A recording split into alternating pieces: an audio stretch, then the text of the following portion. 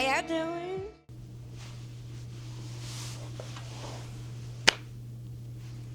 Hey. So much has happened. I don't even know where to start. I hope you guys are doing well. I very abruptly disappeared for like 2 months, and today we're going to talk about that. But basically what happened is that I got very sick with a pregnancy complication and had to give birth early in a very traumatic way. I wasn't planning to talk about the details of everything that happened, but now that things have processed, I did want to talk about it in case it might be helpful to other people out there that went through something similar. If you're new here, my name is Tracy, and this is my video diary of life as a fangirl. Today's video is going to be a little bit different. This is going to be like a trauma bonding story time, kind of, or just a story time in case you're curious of what happened. And before we even get into it, I'm going to say if you're currently pregnant, click out of this video right now. You do not need any more anxiety in your life. Speaking from experience. Save this video and come back later if you want to, but for now, you don't need to feed your anxiety anymore. So the agenda is going to be how I found out I had the complication, the roller coaster ride of everything attached to that, getting induced for labor, what happened when that induction failed, and then where things are currently and where we go from here. And this all isn't to say I had it better or worse than anyone, just my personal experience. So one night in the middle of the night, I got up to use the restroom. I found some spotting, like period spotting, which wasn't supposed to happen at that stage. So we rushed to labor and delivery at the hospital. They checked me in, did all kinds of tests, checked on the baby, everything looks good. The last thing they were going to check was an ultrasound. They were like, everything looks good. As long as the ultrasound looks normal, you're good to go home. But when they did that, they found that the amniotic fluid was low, which that almost sent me into a full panic attack. So yeah, that was really scary. And on a normal basis, I'm just a very nervous and anxious person. To get through this story, I'm going to use like some references. You guys that have been here know this is a fangirl video diary. That's just how I keep myself sane. But if you guys have seen Inside Out 2 with anxiety, when she's making all the people draw in the brain every possible scenario where things go wrong, that is like literally my brain. So my mind was just racing at that point. So I got admitted so they could try to figure out what happened. My doctor said the causes could be either maternal dehydration or something wrong with the placenta. Since it was my first pregnancy, I was like super careful to follow all my doctor's instructions, stay super hydrated, eat as healthy as I can, follow every rule and instruction to a T. So I didn't think it was the hydration. I kind of also felt something was off just in my gut at that point too. So a couple of days went by in the hospital. They put me on an IV and had just 24-hour monitoring on the baby too. Follow up ultrasounds, labs, test after test after test. There was no obvious cause found. Then the doctor said, we want to check for protein in your urine. When you're pregnant, what do they want to check for protein in the urine for? Is preeclampsia, which no spoilers, but that can be a pretty serious thing. And they also said since everything else looked good, as long as the urine test came back okay, I was free to go home. So I was hopeful. I don't know if any of you guys have had to stay in the hospital. Kind of a traumatic experience like on its own, especially when you're just like sitting there waiting. I was in my 3rd trimester at that point. Blood pressure had been slowly going up in the high 130s. 140 or over is considered like preeclampsia danger zone. So I was kind of on the borderline. I was trying to focus on the fact that the other tests were normal and trying to stay calm. So they did the 24-hour urine protein test and it came back very high. So between the test results and the blood pressure that was going up and up and up, they said I definitely have preeclampsia. The way my doctor explained it, she said that preeclampsia is when the body rejects the placenta. So the only cure for preeclampsia is to deliver the baby and the placenta, but the baby needs the placenta in order to grow and develop in the pregnancy. So it's just like a very delicate balancing act, keeping the baby in there as long as you can while not putting your own life into a dangerous range. And like right before all of this happened, a family acquaintance told us a story where the mother and baby both passed away. So that was also in the back of my mind, and this whole thing was just so scary. The good news is that amniotic fluid can replenish. Thankfully, in my case, it did. Baby looked great the whole time. So once the amniotic fluid got to a safe level, they kind of reassessed everything else. I was kind of on the brink of just having to stay in the hospital until delivery, and I would definitely have to be induced for that. So after about a week of being monitored in the hospital, I was able to be discharged and monitored as an outpatient, which was a good sign, and I was so grateful for that. So grateful to get back to my own bed and be able to sleep for a few nights. So I was really hopeful I'd get to close to my delivery date, and it was like a roller coaster going up and up and up, and then all of a sudden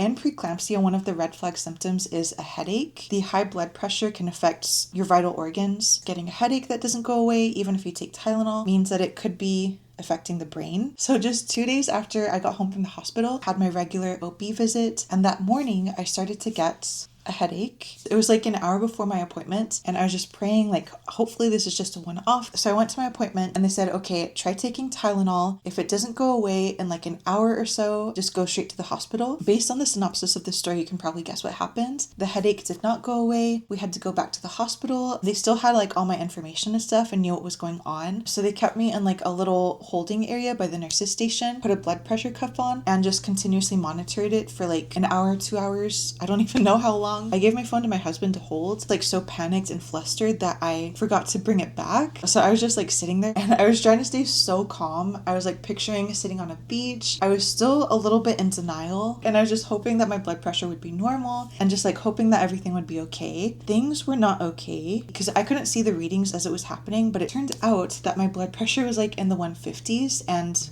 climbing. And when they saw the blood pressure going up like that, they said, you're gonna get induced today. That was like so scary. I just literally started shaking in the chair. When it comes to preeclampsia, they do not play around at all. They take it very seriously, which, knowing everything that I know, I am so grateful for. It sucked going through it. Like, we're just scratching the surface of the trauma that happened. But in the end, I'm just so grateful that I got the care that I did. At that stage in the pregnancy, I was a little bit away from being early term. 39 to 40 weeks is considered full-term pregnancy. From what I understand, 37 to 38 is early term, but all that to say, baby was still in a premature range. So my mind was just going all over the place, sitting in that chair just shaking. So induction was the plan from the moment that I got the diagnosis for preeclampsia. I just didn't think it would happen so suddenly and so early. I was so scared of the induction itself. Just knowing how my body is, I kind of felt that it wouldn't take to the induction. That was just my gut feeling from the start. From this moment, a lot of things happened so fast. I kind of blacked out in a few places, I think, but I'm gonna piece together what I remember, plus what Ji-chan told me, because he was there like the entire time too when I was just not present anymore. And for the ladies, I don't know if I'm in the minority, but just getting a pap smear at a regular doctor's appointment, I find to be quite painful. Some people are like fine. I don't know. I find it very painful. And with a labor induction, there's a couple ways that they can do that. There's medicines they can give you, like a pill or an IV, or there's physical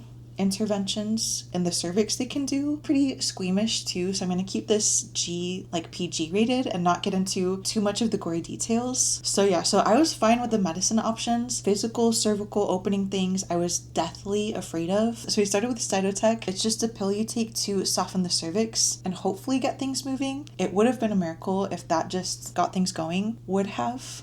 But because of the preeclampsia and the headache I had, and like I said, they don't play around with that, I was put on a magnesium sulfate drip. The magnesium drip, though, I would not wish upon my worst enemy. When they first put it in, it felt like I was getting a fever and that I was like heavily under the influence of something. The nurse was like, oh, you might get double vision for a little bit. And Ji-chan was like, how many do you see of me? I saw 6 of him. It was like literally like a cartoon with like Tweety birds going around my head. In hindsight, we can laugh about it now. The moment, it was just very intense. Once that settled in my system, it wasn't so bad. It still felt like I had like a flu or a fever, slightly drunk or like slightly under the influence, which was not fun, but the funner alternative compared to what could happen with preeclampsia. Also, I did not know that magnesium drip can make you be a fall risk. So I also wasn't allowed to shower for like a whole week. I did not know that that was part of it. So it was what it was. So yeah, so that magnesium drip was happening all the while the rest of this story is going to happen. I don't know if you guys can see, but I still have some of the IV scars on both sides. I had a regular IV in, the magnesium drip, and then a third emergency port that they opened up if the preeclampsia did get worse, to the point of like seizures. They needed a way to give like emergency medication. It was really rough. Once the Cytotec settled in, they had to check my cervix every now and then, but like every single time it felt like I was about to be ripped open. I really hope that people that are pregnant clicked out of this video because I do not want to add any more anxiety or trauma. If any of you guys are left, please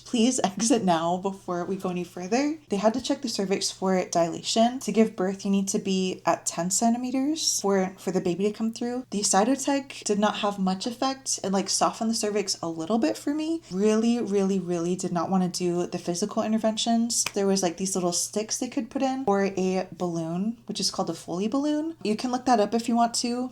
Like I said, I'm not going to get into like too much like graphic detail. I was deathly afraid of the Foley balloon, so I did not want to do that at all. So I decided to do the sticks first. They're called Dilapan S, I think. They're these little sticks that they put into the cervix that expand over a couple hours. That was like worse than the cervical checks. I was like, if that's what it takes to get this child out, then I have to do it. So I was like almost levitating out of the bed in pain. I sat there with the sticks for a couple hours. They came back to check, took the sticks out. I was hoping that would get me to like at least halfway dilation. It was only 2 centimeters. I knew that I wanted to get an epidural. Kind of numbs you from the waist down pretty much. So that's like a huge pro for pain management. The con to that is that you become bedridden and you're also not allowed to eat any solids. And since you can't walk, they put a catheter in for pee. I was expecting the induction to take possibly a couple days. So I wanted to wait on the epidural because I didn't want to be stuck in bed for that long on top of everything else. So I was just bearing through all the pain without it for as long as I could. Since the sticks didn't really work, the doctor was like, the balloon is really going to be the next best option before starting Pitocin, which is a medicine that they put in through IV to help get contractions going. They said you could go straight to Pitocin. Given how the dilation was going, it probably wasn't going to be the best option. So I did say yes to the balloon. That thing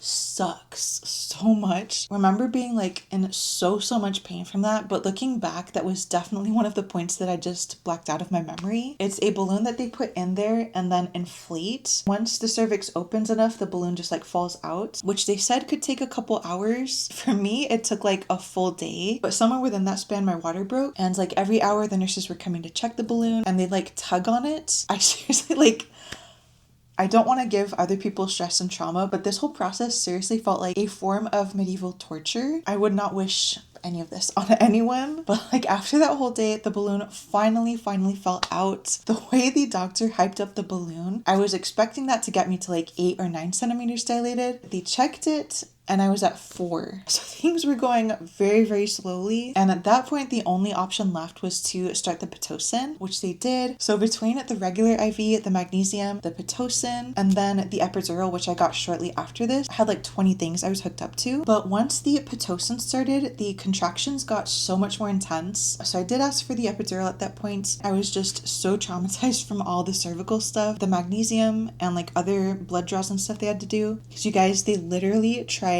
everything on me. The epidural is another thing that some people say is like super painful or not so bad. For me, that was not so bad. I don't know if it was because of everything else I'd been through at that point. And the epidural kicked in pretty fast, which helped a lot with the contractions. They did have to put a catheter in, and I had to stay in bed at that point too. And I could only take liquids. The nurses were so amazing. This whole experience too, I've gained such a new appreciation for nurses. I think they made like this drink that was like a mommy mocktail. I don't know what was in there, but it tasted really good.